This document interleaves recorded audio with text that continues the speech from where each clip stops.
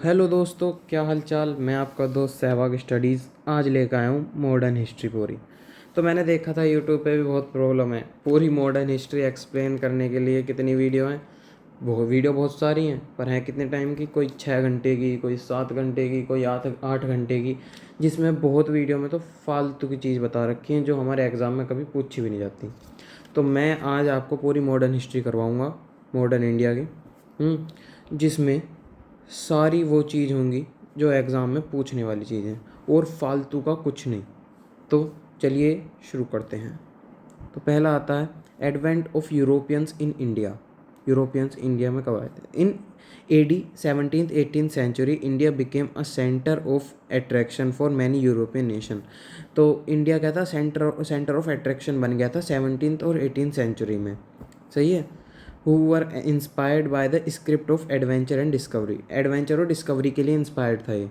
फिर उसके बाद पोर्टुगीज़, सबसे पहले आए थे पोर्टुगीज़, ये चीज़ याद रखना। सही है। Vasco da Gama was the first to come on 17 May 1498 from Lisbon to port Calicut in India.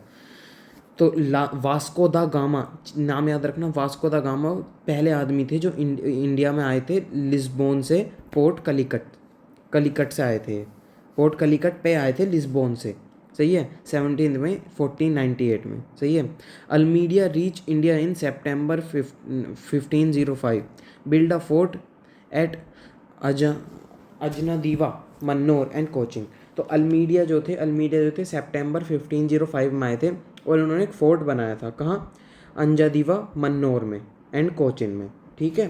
तो ये चीज़ याद रखना था। First governor of Portuguese in India was Francisco Almeida. जो अल्मीडिया थे वो फर्स्ट गवर्नर पोर्टुगीज़ भी बने थे इंडिया, मतलब first governor of Portuguese India के जो बने थे फ्रांसिस्को अल्मीडिया बने थे। ठीक है। He introduce the policy of blue water. इन्होंने क्या इंट्रोड्यूस करा था? इन्होंने पॉलिसी ऑफ ब्लू वाटर क्या इंट्रोड्यूस करा था? Policy of blue water, policy of blue water, ये चीज़ याद रखना। ठीक है। Policy of blue water. सही है। अल बुराक्यू अल, एक तो इनके नाम ऐसे हैं कि बस नाम लेने में आधी हिस्ट्री कंप्लीट है। Albuquerque the next governor built a great territorial power. ये सब बकवास बात है। सही है। फिर उसके बाद मैंने सिर्फ इम्पोर्टेंट बताऊंगा आपको। ठीक है। फिर उसके बाद the Cochin was early capital of Portuguese in India, later replace by Goa.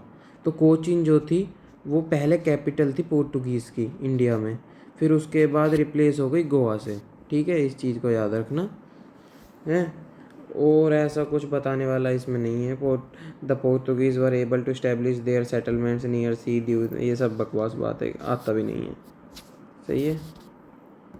तो चलो इसके बाद है the Portuguese were able to establish Dutch. फिर उसके बाद आए थे डच। तो ये कब आए थे? In 1602 the Dutch East India company was form. सही है। तो 1602 में Dutch East India company form हुई थी। ठीक है। Dutch parliament by a charter give the its power.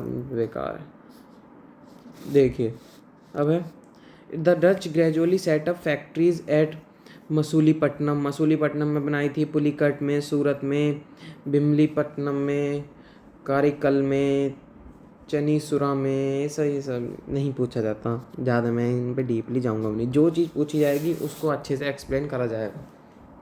सही है। जैसे ये है in 18th century Dutch power in India began to decline and finally collapse with their defeat by English in battle of बेदारा।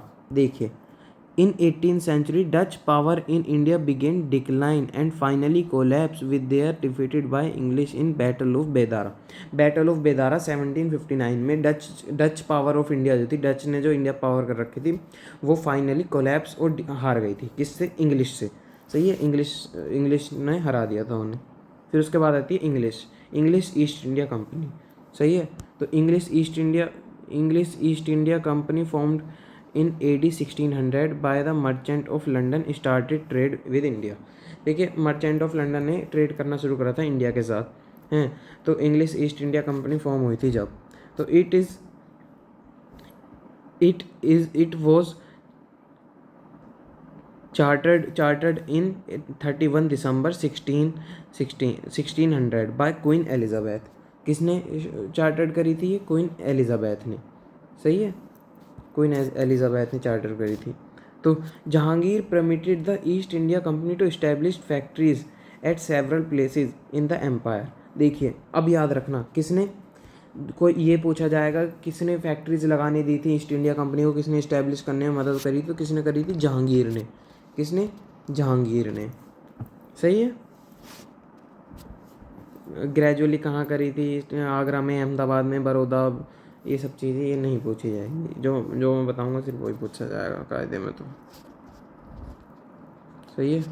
फिर उसके बाद the island of Bombay was acquired by East India company from British government in 1668 and was in, ये सब बकवास है।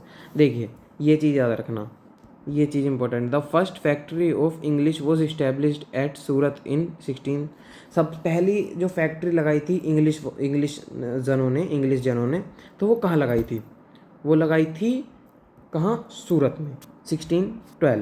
1612 भले ही याद ना हो पर ये चीज़ याद रखना, सूरत में लगाई थी उन्होंने अपनी पहली फैक्ट्री। ठीक है। उसके बाद आते हैं दानिश कौन थे? तो Danish East India company was found in AD 16, नहीं पूछा जाएगा। The Danish establish settlement at Bengal in, देखिए कहाँ इस्टेब्लिश हुई थी Danish? The Danish establishment settlement at Bengal. सही है। एंड तंकुबेर तमिलनाडु में, और श्रीरमपुर बंगाल में। ठीक है, इस चीज़ को याद रखना। फिर उसके बाद चलते हैं फ्रेंच। फिर आई थी the French East India company, जो थी the French East India company was found in AD 1644 by Colbert. तो फ्रेंच ईस्ट इंडिया कंपनी किसने वो फॉर्म करी थी? कोलबर्ट ने। ठीक है। तो द फर्स्ट फ्रेंच फैक्ट्रीज वो इस्टेब्लिश इन सूरत। जो फर्स्ट फ्रेंच फैक्ट्री लगी थी वो भी सूरत में ही लगी थी, और जो दूसरी लगी थी वो मसूलीपट्टनम में। ये चीज़ याद रखना कि पहली फैक्ट्री कहाँ लगी थी? सूरत में। दूसरी फैक्ट्री कहाँ लगी थी? फ्रेंच फैक्ट्री कहाँ लगी थी? वो लगी थी मसूलीपट्टनम में।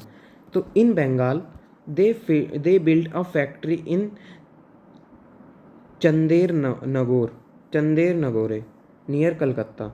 तो बंगाल में कहाँ लगाई थी उन्होंने factory? Chandernagore near Calcutta के धोरे। सही है। फिर उसके बाद आगे चलते हैं। उसके बाद the governors Lenoir and Dumas receive a French power in India between. देखिए द गवर्नर लूनियोर और Dumas received a French power in India between 1722 में लूनियोर और डूमोस ने रिसीव करी थी इंडिया की power. Battle of Wandiwash British defeated French. तो battle of Wandiwash में ब्रिटिश ने डिफीट कर दिया था फ्रेंच को। Battle of Wandiwash में ब्रिटिश ने डिफीट कर दिया था फ्रेंच को 1760 में। सही है। तो द यूरोपियन कॉमर्स, आगे चलते हैं, इतना कुछ इंपॉर्टेंट नहीं है। The Anglo French struggle in south India. Anglo French struggle in south India, इसके बारे में पढ़ते हैं। The French power in India reached at it peak during the governorship of Dupleix. तो फ्रेंच की पावर जो थी वो पीक पे थी जब उनके गवर्नरशिप करी थी डुप्लिक्स ने। तो सही है। तो डुप्लिक्स एक ऐसे वो थे गवर्नर जिन्होंने फ्रेंच की पावर को कई गुना बढ़ा दिया था। तो बिल्कुल पीक पे पहुंच गई थी फ्रेंच की पावर जो डुप्लिक्स थे। सही है। फिर इतना कुछ खास है नहीं। फिर है, देखिए, from the Indian side the Nawab of Carnatic state and the Nizam of Hyderabad state were involve in this war. देखिए जब हुई थी the this Angelo French rivalry and rise of fall of French in India can be best seen in देखिए 3 Carnatic Wars हुई थी। सही है, French और इंग्लिश के बीच में। सही है। तो उसमें जानते हैं उसमें कौन इन्वॉल्व थे? इंडिया की तरफ से Nawab of Carnatic state involve थे और Nizam of Hyderabad state in this war. सही है। तो नवाब ऑफ कार्नेटिक स्टेट और Nizam of Hyderabad state involve थे इस सब उसमें कार्नेटिक वॉर्स में। सही है। तो देखिए ये रही फर्स्ट कार्नेटिक वॉर 2 साल चली थी। तो in this war the French and English were N on opposite side. सही है। तो in this war the French and English war on opposite side, ये दोनों अपोजिट साइड थे, सही है। Against the direction direction of home authorities, बेकार है। The hostility in India was initiated by EIC, East India Company, when English Navy under Barnett captured French ship. The war was ended treaty of, देखिए, the hostility in India was initiated by, the hostility किसने initiate करी थी? East India company ने करी थी, सही है। When English navy under Barnett captured French ship, जब इंग्लिश नेवी ने अंडर बार्नेट के फ्रेंच के शिप कैप्चर कर लिए थे, तो द वॉर वॉज एंड, तो वॉर एंड हो गई थी। एक्सला मतलब ट्रीटी ऑफ एक्सला कपेले के मतलब ट्रीटी लिखी गई थी, उसके थ्रू वो हो गई थी वॉर एंड, ठीक है, इस बात का याद रखना। फिर उसके बाद चलते हैं फिर सेकंड कार्नेटिक वॉर। तो सेकंड कार्नेटिक वॉर कब हुई थी? तो सेकंड कार्नेटिक वॉर क्या थी? The conflict begin with the issue is disputed succession to the thrones of Hyderabad and Carnatic, सही है। तो इनके बीच हुई थी, हैदराबाद और कार्नेटिक वालों के, सेकंड कार्नेटिक वॉर, सही है। तो the two companies supported rival candidates for the nawabship of Karnataka, two company support करनी थी राइवल कैंडिडेट्स को नवाब ऑफ कर्नाटक के। वॉर एंड हुई थी ट्रीटी ऑफ पौंडीचेरी के वो ट्रीटी लिखी गई थी, उसके थ्रू वॉर एंड हुई थी, सेकंड कार्नेटिक है। थर्ड कार्नेटिक वॉर क्या था? The final phase of Anglo French conflict start in 1756, तो 1756 के एंड तक, इस एंड में स्टार्ट हो गई थी ये हैं, और ये फाइनल फेज था। When the 7 year was broke out in Europe, तो 7 साल चली थी वो वॉर हैं, और 7 साल बाद ब्रोक आउट, यूरोप ने ये जीत ली थी, तो ये यूरोप को ब्रोक आउट कर दिया था, सही है। फ्रेंच आर्मी अंडर कोर्ट दे लेली and captured fort ST. David. This British नहीं है कुछ इंपॉर्टेंट ऐसा खास, जो इंपॉर्टेंट होगा मैं वो पढ़ाऊँगा। देखो, आपको, मुझे भी पता है, मैं भी पेपर देता हूँ, क्या इंपॉर्टेंट है क्या नहीं है, क्या पढ़ने वाली चीज़। अब मैं फालतू में आपका टाइम वेस्ट करूँ सारी चीज़ें बता के, तो उसका भी कुछ फ़ायदा है नहीं, सही है। तो देखिए, फिर है the British occupation of Bengal. British ने बंगाल को ऑक्यूपाई, मतलब बंगाल जब हड़पा था तो कैसे कैसे हुआ था। तो in Bengal the first English factory was established as Hooghly, सही है। तो in Bengal the first English factory was established as Hooghly in year 1651। 1651 में हुगली में English first east English company establish हुई थी, सही है। The permission for establishment of the factory was given by Mughal सल्तनत सूजा। तो किसने परमिशन दी थी? मुगल सुल्तान सूजा ने, सही है। और second son of empire Shahjahan, और शाहजहाँ के सेकंड सन हैं, एंड सूबेदार ऑफ बंगाल, इन सब ने परमिशन दी थी इसे लगने की, सही है। तो in AD 1698 the English obtained from subedar Azim Shah the zamindari of the village of Sutanuti. तो क्या था? देखिए, 1698 में इंग्लिश ने ऑब्टेन करी थी सूबेदार आजिम उस शाह से जमींदारी ऑफ विलेज सुतानुती जो विलेज था उसकी जमींदारी ऑक्यूपाइड करी थी, मतलब ऑब्टेन करी थी, उन्होंने ली थी उससे, सही है। और Kalikata and Govindpur on payment of, और कालीकटा एंड गोविंदपुर खरीदी थी 1200 रुपये दे के, ठीक है। ये चीज़ याद रखना, इसमें पूछी जाती है कई बार कि कौन सी ऐसी वो थी जो पैसे दे के खरीदी 1200, तो कालीकटा और गोविंदपुर, तो ये 2 ऐसे स्टेट थे जो इन्होंने लिए थे करके, ठीक है। बस के तो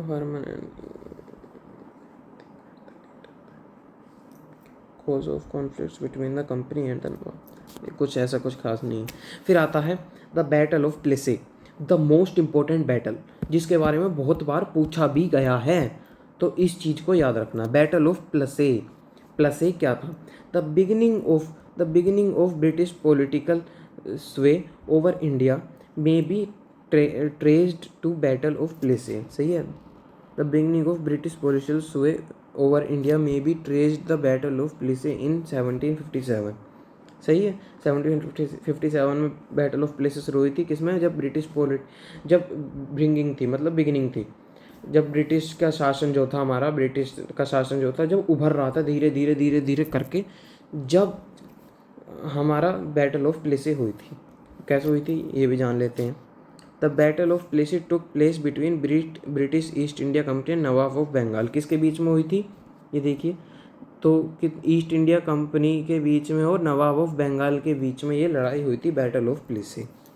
ठीक है, बस इतनी चीज़ याद रखना, किसके बीच में हुई थी और कब हुई थी और क्यों, कैसे कैसे हुई थी, मतलब कैसे हुई थी, जब ब्रिटिश पॉलिटिकल की शुरुआत हुई थी, तो जब हुई थी 1757 में, और कैसे हुई थी, जब किसके बीच में हुई थी, नवाब ऑफ बंगाल और बैटल वो ईस्ट इंडिया कंपनी के बीच में हुई थी। और इससे ज़्यादा कुछ नहीं पूछा जाने का इससे। ठीक है, सेज ऑफ आर्कोट कुछ इंपॉर्टेंट नहीं है, नहीं करना। Dual system of administration in Bengal, dual system of administration in Bengal. सही है, dual system of administration in Bengal क्या है, देखे जानते हैं।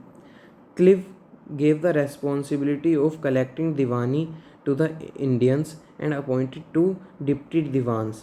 मोहम्मद, देखिए, जो टैक्स कलेक्ट करना था दीवानी, तो उसके लिए क्लीव जो थे उन्होंने रिस्पॉन्सिबिलिटी दी थी दीवानी कलेक्ट करने के लिए दो डिप्टी दीवान्स को। पहले कौन से थे, Mohammad Raza Khan from Bengal and Raja Sitab Roy from Bihar.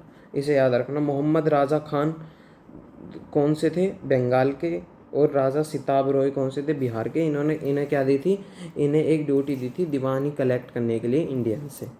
सही है, किसने दी थी, क्लिव ने। सही है।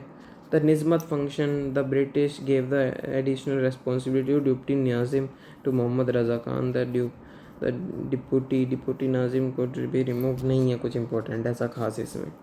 ठीक है, फिर आते हैं the British conquest of Mysore state.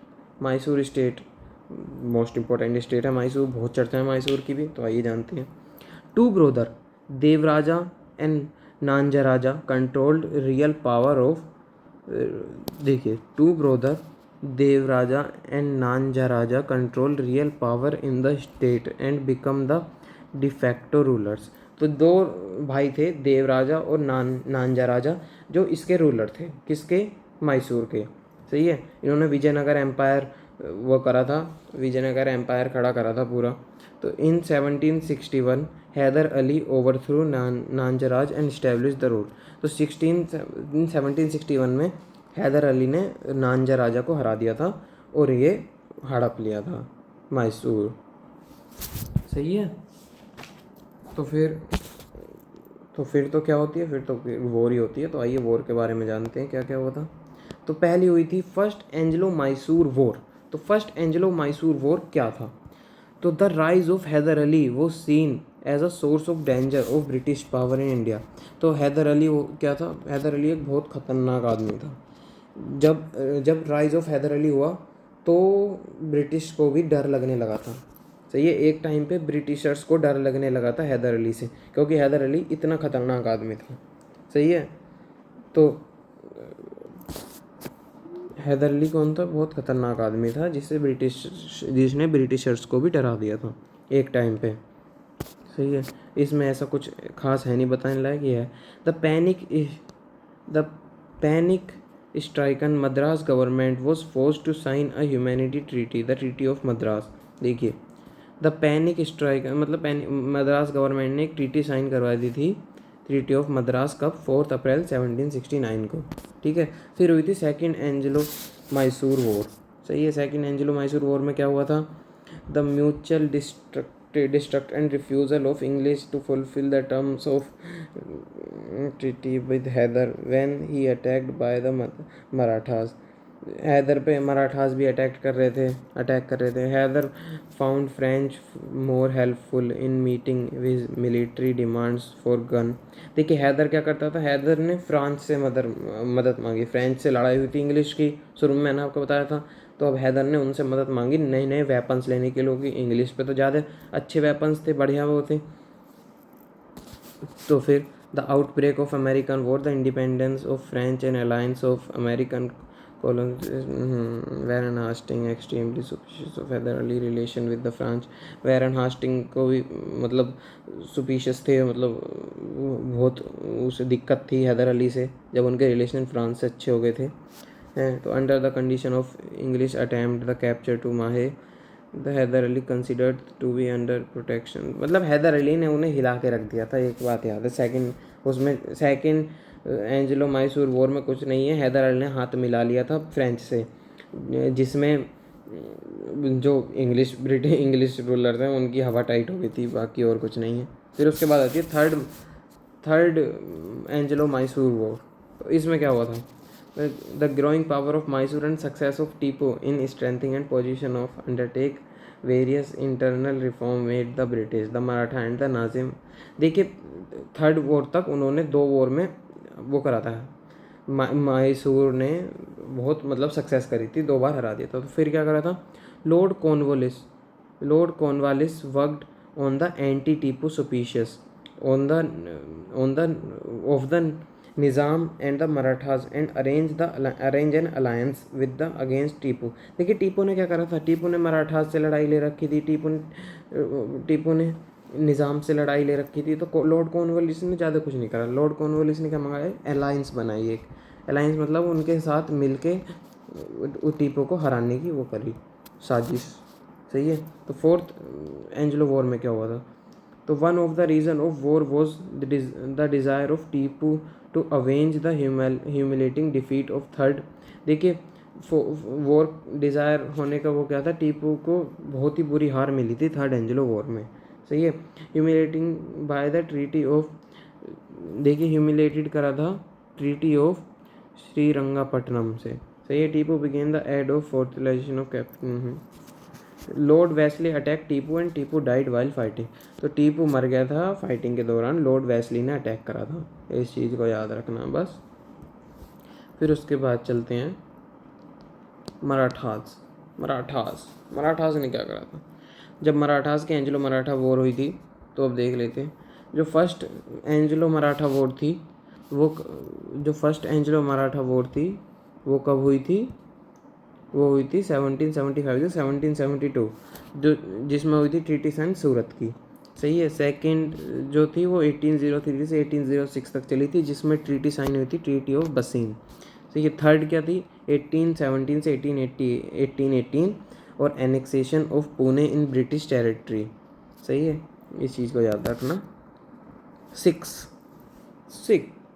सिखों ने क्या करा था? After the defeat of Bengal, Mysore and Marathas, the only major Indian power that still retained it independence was under Ranjit Singh. देखिए, जब ब्रिटिश ने बंगाल को हरा दिया था, मैसूर को हरा दिया था और मराठास को हरा दिया था, तो सिर्फ एक मतलब एक अच्छी जो तकड़ी पावर थी इंडिया की, सिर्फ वो एक बच रही थी, पंजाब, जो किसके पास थी? रंजीत सिंह के पास। सही है। तो इस चीज़ को याद रखना, जब उन्होंने इन सब को हरा दिया था तो एक ही पावर बच रही थी इंडिया के पास, जो सबसे तकड़ी थी, वो थी पंजाब की, जो किसके पास थी? रंजीत सिंह के 1792 में। सही है। He organised an alliance of Sikh west of Sutlej. He organised an alliance of Sikh misls west of Sutlej and was successful in repelling the invasion of Afghan ruler Zaman Shah. देखिए, इन्होंने क्या करा? इन्होंने ज़मान शाह से अलायंस करने की सतलज पे। सही है। सतलज नदी है, उस पर सिख ने ज़मान शाह से, अफगानी रूलर से वो करने के हाथ मिलाया। किसके लिए? किसके खिलाफ? ब्रिटिशर्स के खिलाफ। सही है। तो जो पहली एंग्लो सिख वॉर थी, जो फर्स्ट एंग्लो सिख वॉर थी, उसमें क्या था? फर्स्ट एंग्लो सिख वॉर 1845 से 1846 के बीच में हुई थी, जिसमें ट्रीटी ऑफ लाहौर लिखी गई थी। सही है। और सेकंड जो थी, जिसमें विक्ट्री ऑफ ब्रिटिश हो गई थी, मतलब ब्रिटिशर ने सेकंड जो एंग्लो सिख वॉर थी उसमें आराम से सिख्स को हरा दिया था। सही है। फिर आते हैं कॉन्फ्लिक्ट विद नेबरिंग स्टेट्स से एंग्लो नेपाल रिलेशन क्या था? देखिए, in 1768 AD the Gorkhas move towards the Indian plain where they came in confrontation with Sikhs and Britain. Gorkhas जो थे वो कॉन्फ्रंटेशन दिखाना आए थे सिक्स और ब्रिटेन के, कुछ ऐसा खास नहीं है। इन 1892, Conall Kirkpatrick was sent on commercial mission to Kathmandu and Captain Knox was posted a British regent. देखिए 1792 में कोनोल किकपैट्रिक जो थे वो एक मिशन पे भेजे थे काठमांडू एंड कैप्टन नॉक्स के साथ was posted the British resident in Kathmandu, जिन्होंने ब्रिटिश रेजिडेंट वो कर दिया था, काठमांडू बना दिया था। सही है। फिर तो पहली एंग्लो नेपाल वॉर कब शुरू हुई थी, तो अब जान देते हैं 1814 से 1816 में। The main reason behind the war was frequent raid of Gorkha in British territory. तो क्या था main reason behind the war था frequent raids by the Gorkhas in British territory. तो रेड्स मारते थे गोरखाज ब्रिटिश टेरिटरी पे बहुत ज़्यादा। फ्रीक्वेंट मतलब जल्दी। सही है। And in May 1814 the Gorkhas attack 3 police station of बतवा। तो गोरखाज ने 3 पुलिस स्टेशन पे अटैक कर दिया था, कहाँ के, बुतवाल के। Thus lord Hastings declare war against the Gorkhas. तो लॉर्ड हेस्टिंग ने डिक्लेयर कर दिया था कि अब नेपाल तो गया। सही है। फिर उसके बाद चलते हैं Anglo Burma relation. Anglo Burma के क्या रिलेशन थे। British official did not agree to hand over Burmese insurgents to the respective government. तो बुर्मा एनेक्स्ड मणिपुर, असम, शाहपुरी, मतलब ये मांग रहे थे बुर्मा, पर उन्हें देने को तैयार नहीं था। तो फिर इनके बीच में वॉर हुई। तो क्या हुई, फर्स्ट वॉर कब थी, तो फर्स्ट वॉर थी 1824 से, जिसमें defeat of Burmese army and treaty of Yandabo लिखा गया था। डिफीट ऑफ बुर्मीज़ हो गया था सेकेंड उसमें, और थर्ड उसमें annexation of Burma in British India. ये सब बकवास है, कुछ नहीं पूछा जाता। नकाश इतना इंपॉर्टेंट ध्यान देना भी नहीं है। जो चीज़ ध्यान देने वाली आएगी उस चीज़ को मैं बताऊँगा।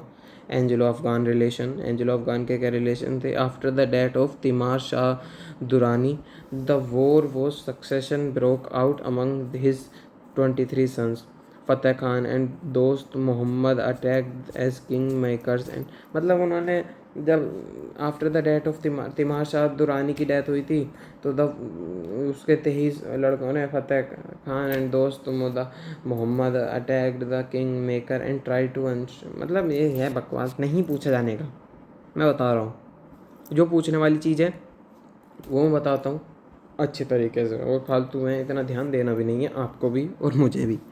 सही है। फिर आते हैं कॉन्स्टिट्यूशनल डेवलपमेंट, जो कि बहुत इंपॉर्टेंट चीज़ है। कॉन्स्टिट्यूशनल डेवलपमेंट जो ब्रिटिशर्स ने करी थी।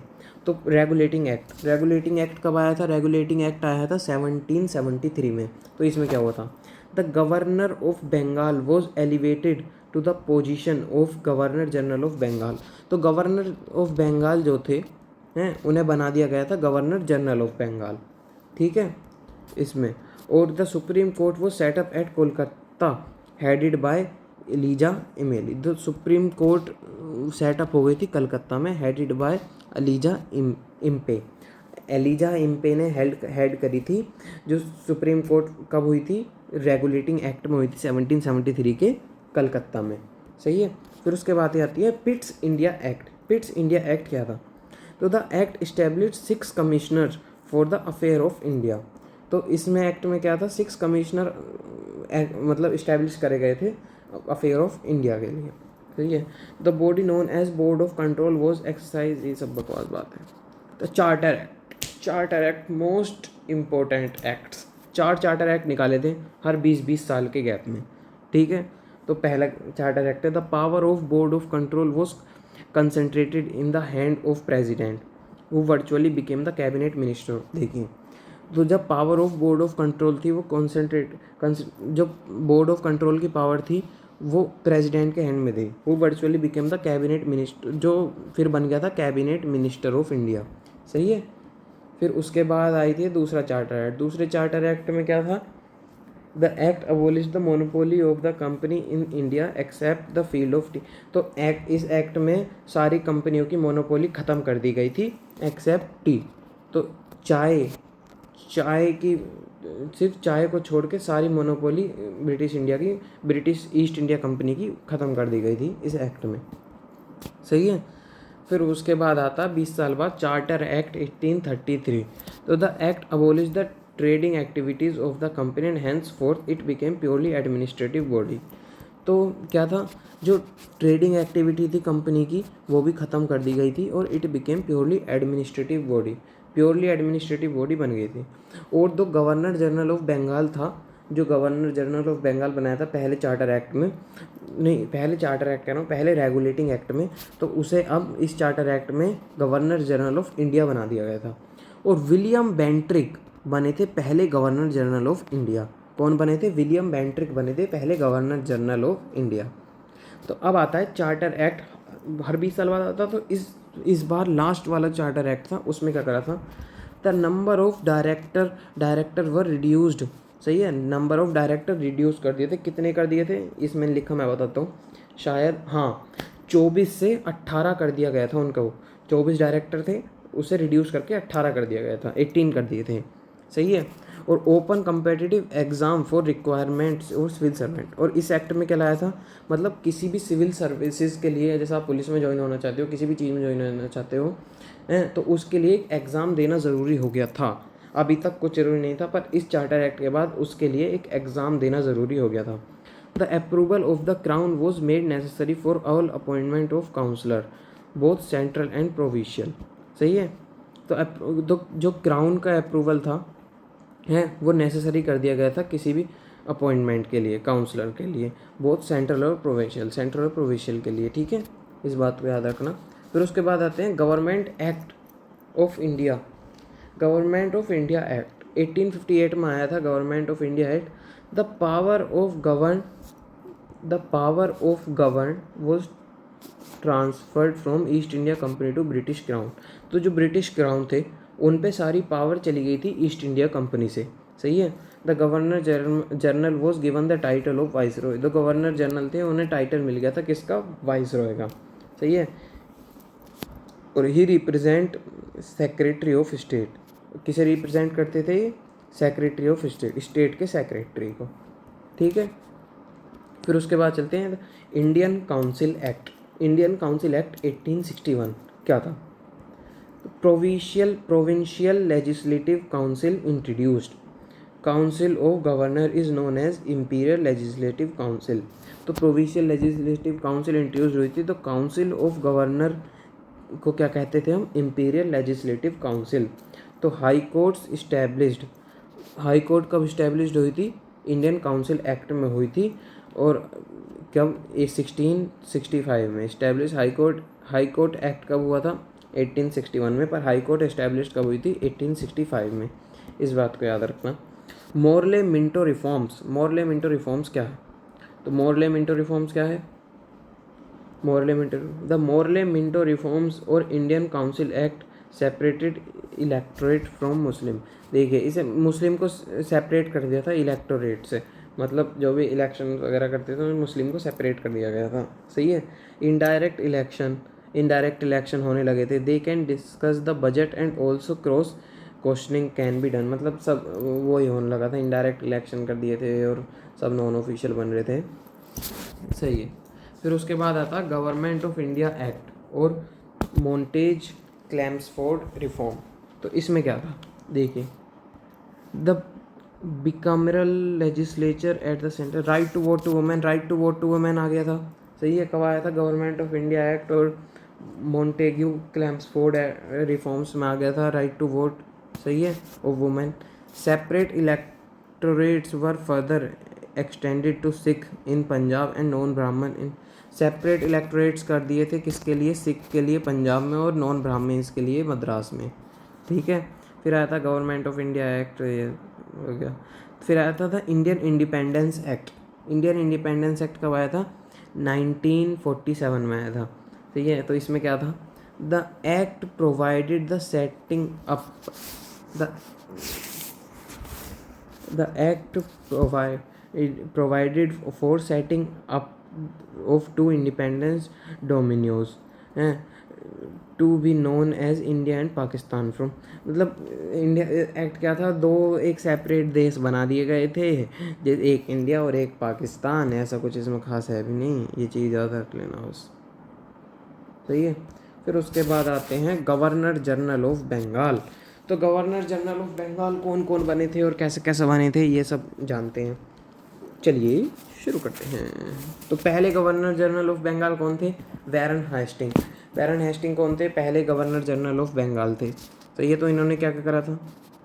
तो first governor general of Bengal ये थे, और थ्रू रेगुलेटिंग एक्ट, ये रेगुलेटिंग एक्ट के थ्रू बने थे। सही है। He abolish dual system of administration. He abolish dual system of administration इन्हें एबोलिश कर दिया था, इन्होंने रद्द कर दिया था वो। तो फिर है he founded Asiatic society of Bengal with William Jones in 1784 and wrote introduction of first English translation of the Gita and by Charles Wilkins। देखिए, he founded Asiatic society of Bengal with William Jones. इन्होंने William Jones के साथ Asiatic society of Bengal ढूंढी थी India 1784 में, and wrote introduction of first English. देखिए सबसे वो ज़्यादा जो इम्पोर्टेंट काम था इसमें, जो इंग्लिश ट्रांसलेशन थी गीता की, वो किसने करी थी? इन्होंने करवाई थी। किसके द्वारा? चार्ल्स विल्किंस के द्वारा। Establish India's first supreme court in Calcutta, और कलकत्ता में पहला सुप्रीम कोर्ट इस्टेब्लिश करा था इंडिया का। सही है। फिर उसके बाद आते हैं he redefined Hindu and Muslim law. इन्होंने रीडिफाइन करा हिंदू एंड मुस्लिम लॉ को। सही है। And a translation of code of Sanskrit appeared under the title of code of Gentoo law. और जो कोड संस्कृत अपीयर करा था, title of code of Gentoo law. Gentoo law कहते हैं संस्कृत के कोड को, इस बात को याद रखना बस।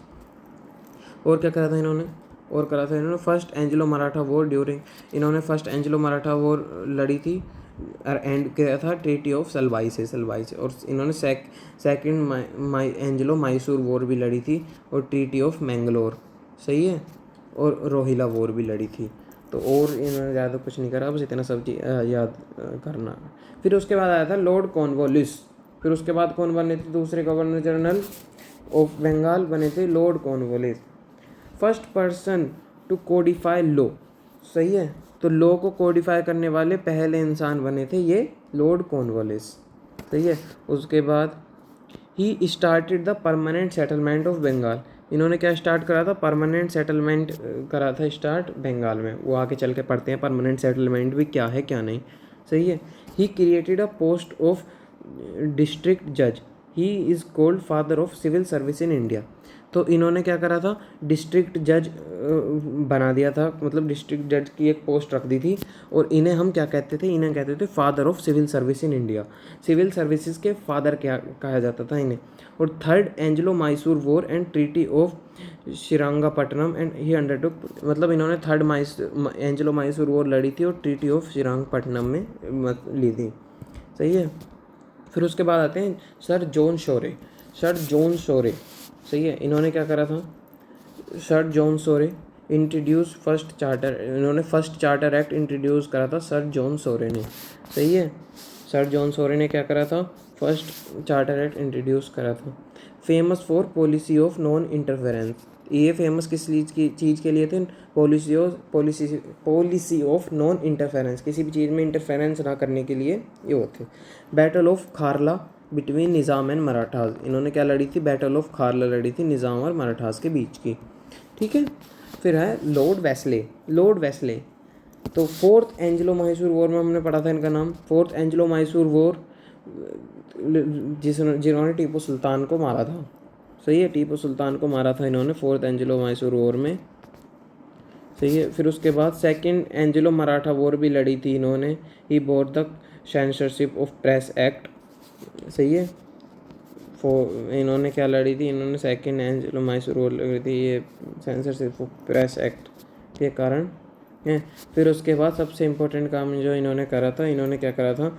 ही set up Fort William college in Calcutta. Fort William college set up करा था in Calcutta, and he is famous as Bengal tiger. तो in 18 he set up Fort William college in Calcutta and he was famous as Bengal tiger.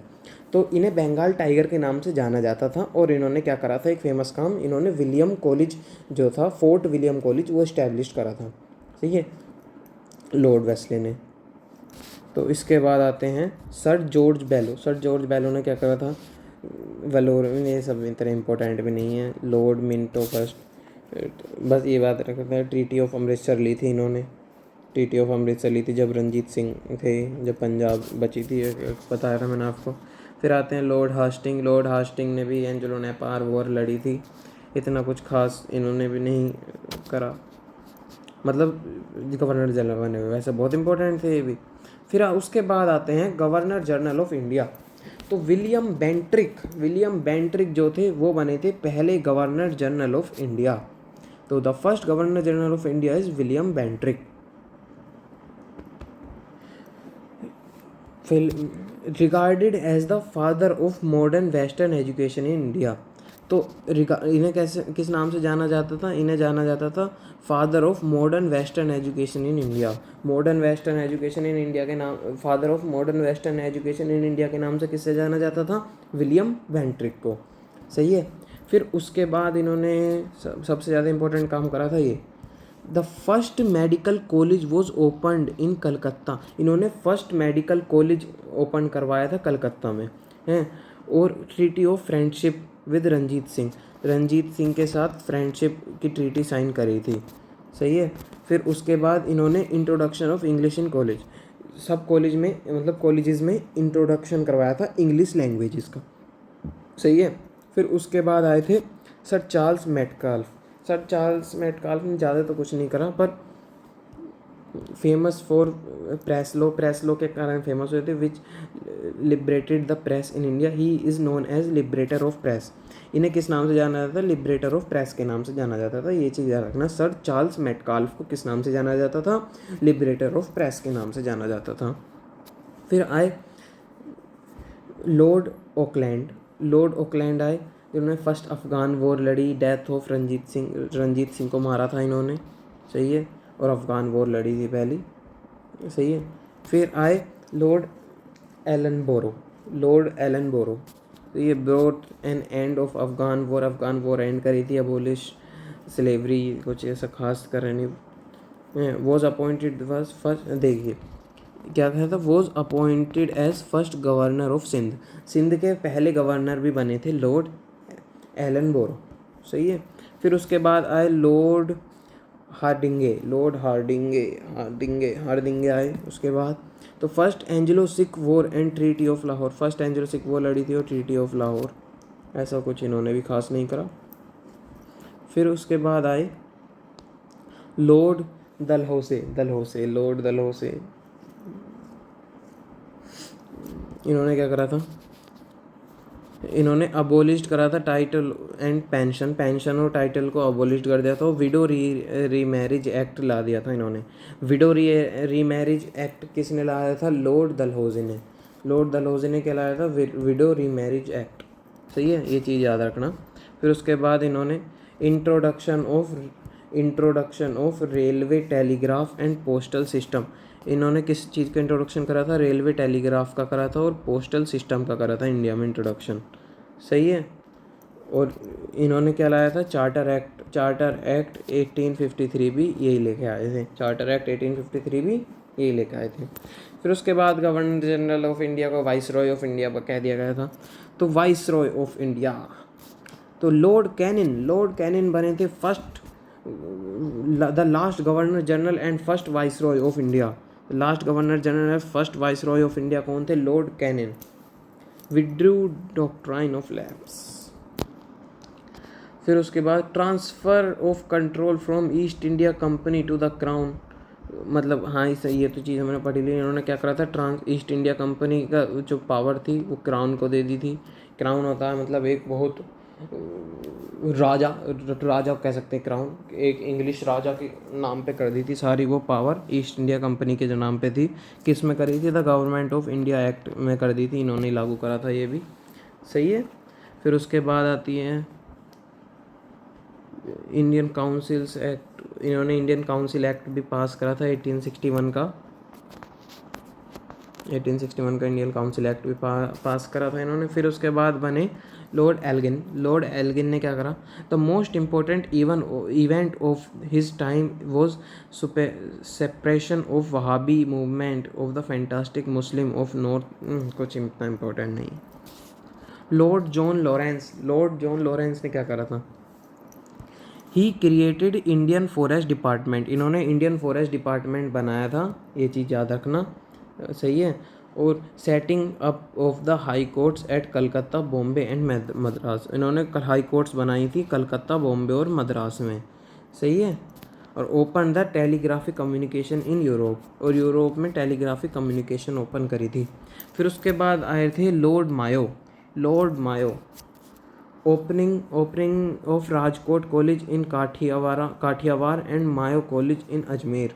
तो इन्होंने क्या करा था, राजकोट कॉलेज काठियावाड़ में बनाया था और मायो कॉलेज अजमेर में बनाया था, सही है। फिर उसके बाद इन्होंने क्या करा,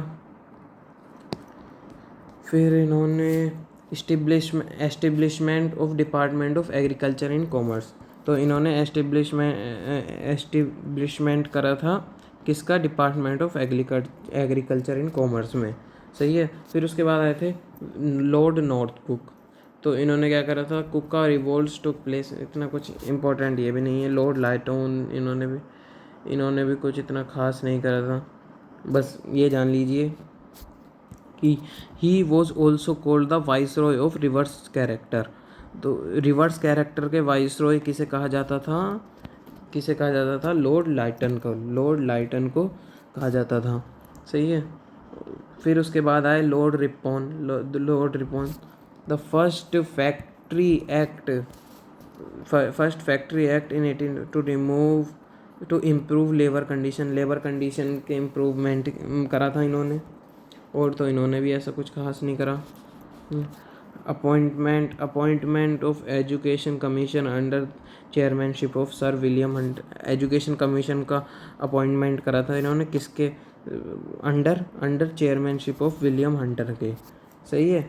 फिर उसके बाद आए थे लॉर्ड डफरिन ने भी इतना कुछ खास ना करके बस एक चीज़ खास करी थी, इन्होंने क्या करा था, establishment of Indian national Congress का इस्टेब्लिशमेंट करा था लॉर्ड डफरिन ने। उसके बाद आए थे लॉर्ड लैंडस्टोन।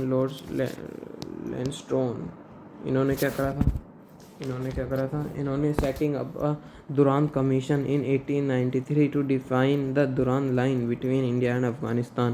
इन्होंने दुरान कमीशन करी थी, जो इन्होंने वो निकाली थी, दुरान लाइन होती है एक इंडिया और अफगानिस्तान के बीच में, तो इन्होंने खोजी थी वो, सही है। फिर अब जो है वो अब पाकिस्तान और अफ़गानिस्तान के बीच में, ये बात भी याद रखना, दुरान लाइन कि इन्होंने खोजी थी दुरान लाइन, लॉर्ड लैंडस्टोन ने। फिर उसके बाद आए थे लॉर्ड एल्गिन सेकंड, जिन्होंने ऐसा कुछ खास नहीं करा। फिर उसके बाद आए थे लॉर्ड कुर्जोन। इन्होंने पास द इंडियन, मतलब और तो इतने कुछ खास वो आए नहीं। हाँ, लॉर्ड हेडिंगे सेकंड ने काम करा था। लॉर्ड हेडिंगे सेकंड ने क्या काम करा था, लॉर्ड हर्दिंगे सेकंड ने क्या काम करा था, transfer of capital of Calcutta to India Delhi.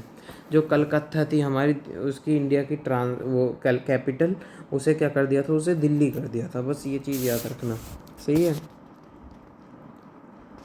और जब लॉर्ड हर्दिंगे सेकंड थे हमारे वाइसरॉय, तभी गांधी जी आए थे साउथ अफ्रीका से, ठीक है। फिर उसके बाद आए लॉर्ड क्लैम्सफोर्ड।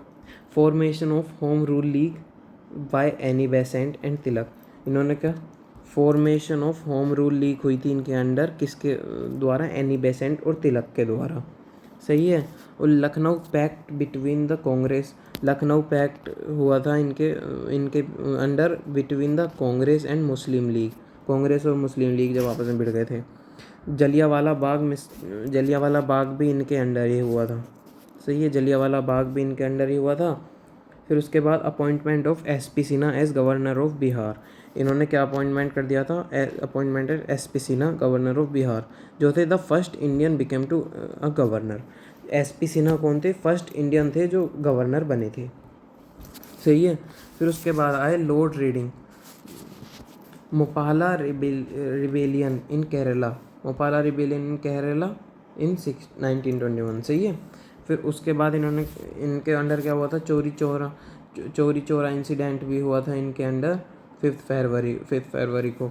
सही है। फिर उसके बाद क्या हुआ? इन्होंने विश्व भारती यूनिवर्सिटी स्टार्ट करी थी इन्होंने 1922 में, हैं। और तो ऐसा कुछ खास नहीं हुआ।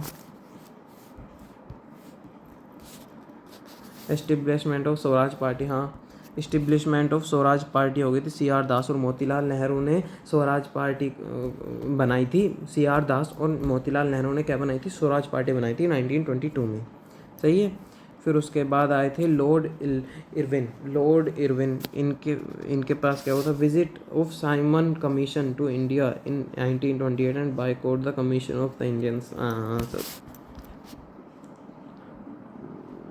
Bomb blast in the assembly hall, इनके अंडर क्या हुआ था? बॉम्ब ब्लास्ट हो गया था असेंबली हॉल में दिल्ली में। सही है। ये बात याद रखना, बॉम्ब ब्लास्ट किसके अंडर हुआ था? बॉम्ब ब्लास्ट किसके अंडर हुआ था? लॉर्ड इरविन के अंदर हुआ था। फिर उसके बाद आते हैं लॉर्ड विलिंगडन। इन्होंने कुछ क्या खास करा था? इन्होंने क्या खास करा था? Fast to death by Gandhi ji. सही है। इन यरवेदा प्रिजन में फास्ट टू डेथ करा था गांधी जी के द्वारा। सही है। फिर उसके बाद इस्टिब्लिशमेंट ऑफ ऑल इंडिया किसान सभा, ऑल इंडिया किसान सभा की इस्टिब्लिशमेंट हुई थी। इस्टिब्लिशमेंट ऑफ ऑल इंडिया किसान सभा। सही है। फिर उसके बाद आए लॉर्ड लिनलिथगो आए। इनके उसमें क्या हुआ? Escape of Subhash Chandra Bose from India in India in 1941, organisation of the Indian national army. सही है। तो सुभाष चंद्र बोस एस्केप हुए थे 1941 में, उन्होंने ऑर्गेनाइज करी थी इंडियन नेशनल आर्मी। ठीक है। फिर उसके बाद आए लॉर्ड वेवल। इन्होंने भी कुछ ऐसा खास करके तो नहीं दिखाया, बस announcement of the end of British rule हुई थी इनके द्वारा। Announcement of end of British rule by India Clement एटले। सही है। प्राइम मिनिस्टर ऑफ इंग्लैंड जो थे। मतलब ऐसा कुछ अब वो नहीं था, इम्पोर्टेंट मैंने आपको बता दिया है। देखिए, लॉर्ड माउंटबेटन कौन थे? Last governor general of India and introduce the Indian independence. Last governor general of India थे, ये बात याद रखना। सही है। और ऐसी कुछ याद रखने वाली चीज़ नहीं है। Indian independence act passed by British parliament. Indian independence act कब पास करा था? 4 जुलाई 1947 को पास करा था। By which Indian became independent on 15 August को इंडिपेंडेंट हो गया था। सही है। Rajagopalachari the last governor general of free India. Last governor general of free India क्या था? द राजा गोपालचारी क्या था? Last governor general of free India and the only Indian governor general remained in the office till July. मतलब सिर्फ अकेले वो थे governor general जो रहे थे। फिर उसके बाद आता land revenue system. Land revenue system क्या था? तो लैंड रेवेन्यू सिस्टम के बारे में जानते हैं। तो लैंड रेवेन्यू सबसे पहला था परमानेंट सेटलमेंट, जो लॉर्ड कॉर्नवालिस ने करा था, मैंने आपको बताई थी पहले। तो अब उसके बारे में जानते हैं ब्रीफली, परमानेंट सेटलमेंट क्या था। तो देखिए मैं आपको बताता हूँ। Permanent settlement introduce in Bengal, Bihar, Orissa, district of Banaras and देखिए अगर जो आप मेरी वीडियो देख रहे हैं तो आप शॉर्ट के सेक्शन में जाएंगे तो मैंने आपको ब्रीफली अच्छे से समझा रखा पिक्चरों के साथ कि परमानेंट सेटलमेंट क्या था। तो वहाँ से एक बार देख लेना परमानेंट सेटलमेंट। और आपकी वो है डांडी मार्च की वीडियो डाली थी, वो तो हटाई दी यूट्यूब ने, कॉपीराइट मार दिया यार उस पर, पता नहीं किस, या तो मैंने वो ट्यून जो बैकग्राउंड म्यूज़िक था वो सेलेक्ट कर लिया, अब क्या करा। चलो उसे छोड़ते दोबारा डाल देंगे, उसमें कोई बड़ी बात नहीं है। तो अब आते हैं परमानेंट सेटलमेंट क्या था। Permanent settlement introduce in Bihar Orissa में इंट्रोड्यूस हुआ था, district of Banaras and northern district of Madras by lord Cornwallis ने इंट्रोड्यूस करा था। Sir John Shore plan this settlement. John Shore ने प्लान करी थी सेटलमेंट। देखिए इसमें क्या था, मैं आपको सीधा बता रहा हूँ। जब ब्रिटिश उतना टैक्स नहीं वसूल पा रहे थे जितना उन्हें चाहिए था उससे, फार्मर्स से, तो उन्होंने क्या करा था, उन्होंने लॉर्ड कॉर्नवालिस को बुलाया। लॉर्ड कॉर्नवालिस ने सब देखा हैं, और देख के उन्होंने वो लागू कर दिया, जो लैंड की सारी ओनरशिप थी ना, जो लैंड की सारी ओनरशिप थी वो किसे दे दी, वो ज़मींदार्स को दे दी। अब ज़मींदार से यूँ कह दी कि 1/11 जो है वो तुम रखो, और 10/11 जो पार्ट है टैक्स का वो हम रखेंगे, पर हमें सूरज ढलने से पहले पहले हमें टैक्स चाहिए तुमसे रोज़ हैं। अगर जो तुमने टैक्स ला के नहीं दिया तो तुम्हारी ओनरशिप कैंसिल कर दी जाएगी और तुम्हें यहाँ से भगा दिया जाएगा। ये सब बात हुई थी। तो अब इसमें क्या हुआ था, ज़मींदारों पे वो आ गया लोड कि अब कैसे करें, अब कैसे करें। तो ज़मींदारों ने क्या करा, ज़मींदारों ने उन्हें ह्यूमिलेट करना शुरू कर दिया, फार्मर को, उन्हें मार पीट करना और भी बहुत कुछ, मतलब बुरी हालत कर दी फार्मर की। फिर एंड में फार्मर्स ने क्या करा, खेती छोड़ के और दूर जगह जाके बसना, मतलब वो समझा, अच्छा समझा। यही था परमानेंट सेटलमेंट। फिर उसके बाद आता रियोतवारी सेटलमेंट। तो it was introduced in Bombay, Madras and Assam. सही है। और ये कहाँ इंट्रोड्यूस हुआ था, ये कहाँ इंट्रोड्यूस हुआ था, ये बॉम्बे, मद्रास और असम में। सही है। और Munro and Charles Reid recommended it is the system the direct settlement was made between the government and ryots. देखिए अब इस सेटलमेंट में क्या होता है, इस सेटलमेंट में बीच में जो ज़मींदार थे ना परमानेंट सेटलमेंट में, उन ज़मींदारों को हटा के सीधा रियोट से बात हो गई थी, फार्मर से बात कर ली थी इन्होंने कि हम सीधा डायरेक्ट वो लेंगे। तो इसमें जो ये 1/11 पार्ट जा रहा था ज़मींदार पे, वो ना जाके सारा उस पे आएगा, गवर्नमेंट पे आएगा। सही है। तो इसमें क्या हुआ था, the revenue was fixed for the period of exceeding 30 year. Revenue को फिक्स कर दिया था, रिवेन्यू फिक्स कर दिया था पीरियड ऑफ 30 ईयर के पीरियड में। It is based on the scientific rent theory of Ricardo the position of cultivator became more secure. तो ये बेस्ड क्या है, किसकी थ्योरी पे बेस्ड है, ये बेस्ड है साइंटिफिक रेंट थ्योरी ऑफ रिकार्डो के। बस ये बात याद रखना। सबसे मेन जो है वो परमानेंट सेटलमेंट है, इनके बारे में तो थोड़ा बहुत ही पूछा जाता है मुश्किल से। महालवारी सेटलमेंट क्या था, it was introduce in the area of Ganga valley के दोहरे करा था। मतलब गंगा वैली क्या है, अपना उत्तर प्रदेश, बिहार, मध्य प्रदेश, ये सब बीच वाले जो एरिया हैं उसमें कर दिया था, पंजाब।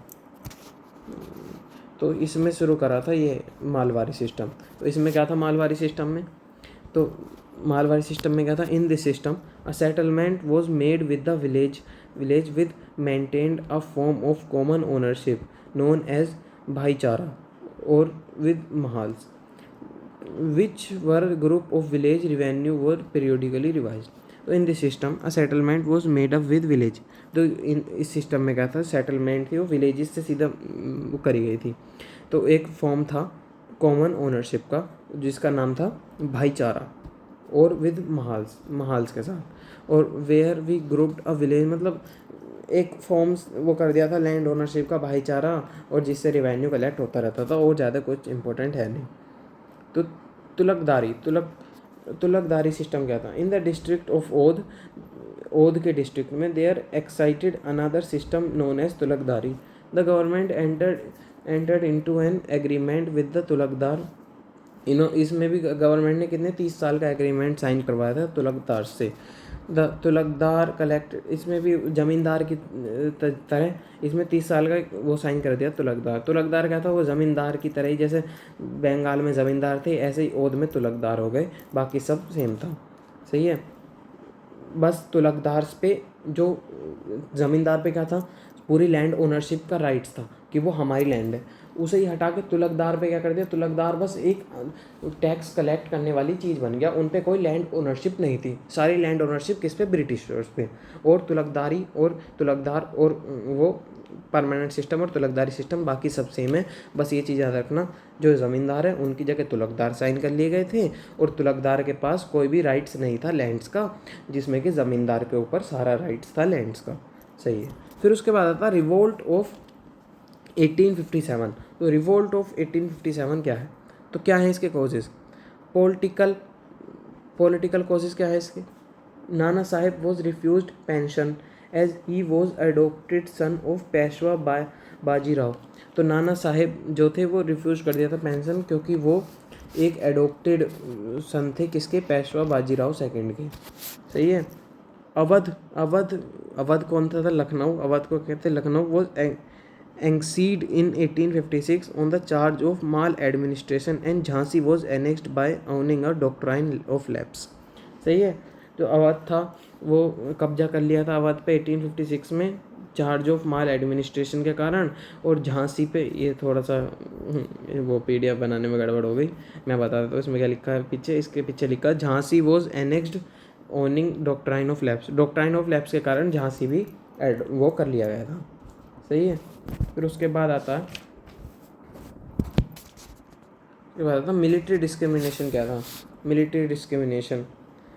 तो military discrimination, Indian soldier were paid low salaries, they could not rise above the rank of सूबेदार। मतलब मिलिट्री क्यों वो हुई थी? जो इंडियन सोल्जर्स थे उन्हें बहुत कम सैलरी मिल रही थी, वो सूबेदार्स की उसमें लिस्ट में नहीं आ पा रहे थे, इसलिए उन्होंने वो मतलब मिलिट्री वगैरह वो छोड़ दिया। The social reform of British was against the people will window marriage, सब मतलब इतना कुछ खास है नहीं। आउटब्रेक ऑफ रिवोल्ट, मंगल मत करना।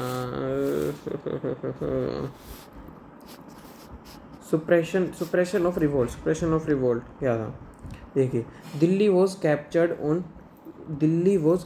On 20 September 1857 by John Nicholson ने क्या करी थी? दिल्ली वो करी थी कैप्चर्ड।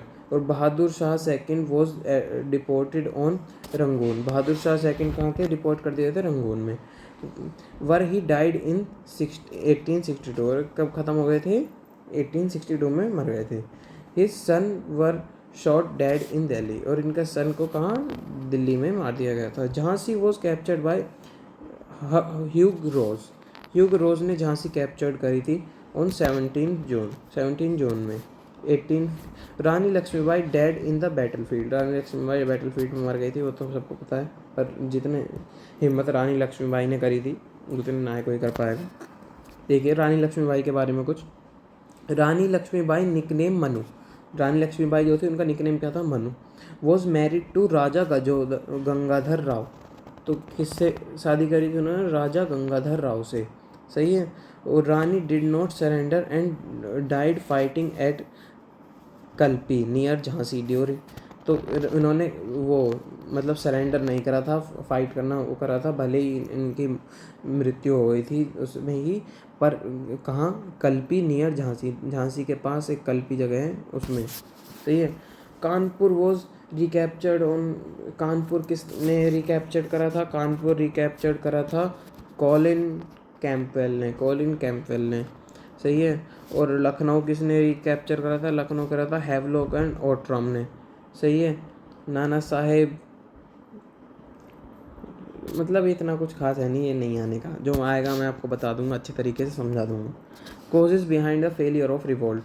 तो क्या मतलब देखें, इंडिया वो झांसी रानी और ये सब जो लड़े थे, मतलब इंडिया ने इतना वो करा था, तो ऐसा क्या गड़बड़ हो गई थी जो इनका रिवोल्ट फेल हो गया था? मतलब जो इनकी लड़ाई थी, इनका वो था, वो फेल हो गया था।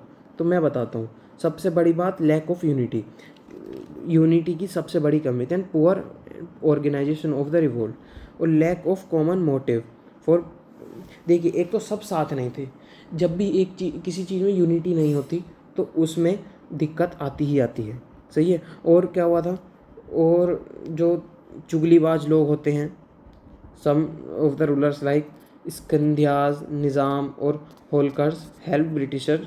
मतलब इधर की उधर लगाने वाले, मतलब जो जैसे हम प्लानिंग कर रहे हो ना मारने की, वो प्लान पहले ही जाके ब्रिटिशर्स को बता देने कि चंद पैसों के लिए, तो उन्होंने भी वो सारा काम खराब करा था, नहीं तो हमारा देश बहुत ही पहले आज़ाद हो जाता। फिर उसके बाद आता सोशल एंड कल्चरल अपब्रिंगिंग्स कहते, भरमो समाज था, आर्य समाज था, रामकृष्ण मिशन था, योंग बंगाल मूवमेंट था, सत्य शोधक समाज था, वेदा समाज, देवा समाज, ये सब समाज थे, सभा थी। तो इसके बारे में और जान लेते हैं। फिर नेशनल मूवमेंट मैं अगली वीडियो में कवर करूँगा, क्योंकि सारे मूवमेंट्स एक साथ कवर करने फिर जल्दी होगा, तो सारे अच्छे से कवर करूँगा सारे मूवमेंट्स। तो इसके बारे में जान लेते हैं एक बार। भरमो समाज क्या था? भरमो समाज वॉज फाउंड बाय राजा राम मोहन रॉय। तो ये राजा राम मोहन रॉय ने भरमो समाज फाउंड करा था, किस में? कलकत्ता में। सही है। He wrote the gift to monotheists. He wrote the gift to monotheists. किसने क्या लिखी थी? गिफ्ट टू मोनोथीस रोट करी थी। सही है। उसके बाद देखिए, इतना समाज वाला ये इतना इम्पोर्टेंट तो है नहीं, मैं आपको जल्दी बता देता हूँ, कुछ इतना खास है नहीं। कौन कौन से समाज थे आप ये देख लीजिए। भरमो समाज है, फिर उसके बाद आ गया प्रार्थना समाज है, फिर उसके बाद आर्य समाज है, फिर उसके बाद रामाकृष्ण मिशन है।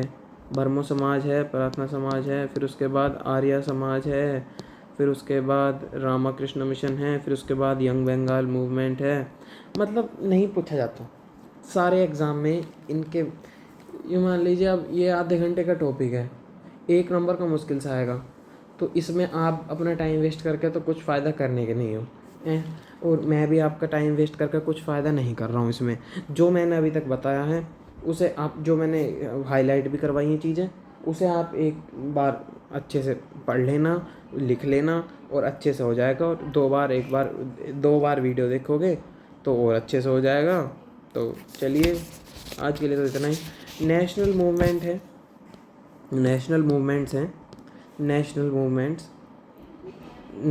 मूवमेंट ये मैं अगली वीडियो में कवर करवाऊँगा सारे, क्योंकि नेशनल मूवमेंट्स फिर एक साथ कवर करवाना आप पे भी लोड है, मेरे पे भी लोड है। मतलब कितना, आधे पौन घंटे में अच्छे से कवर करवा दूँगा सारे नेशनल मूवमेंट्स।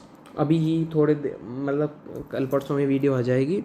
तो मैं तो यही कहना चाहता हूँ कि अच्छे से पढ़ो, बढ़िया पढ़ो, और सब्सक्राइब टू सहवाग स्टडीज़ को सब्सक्राइब करो। और थैंक यू, गुड बाय।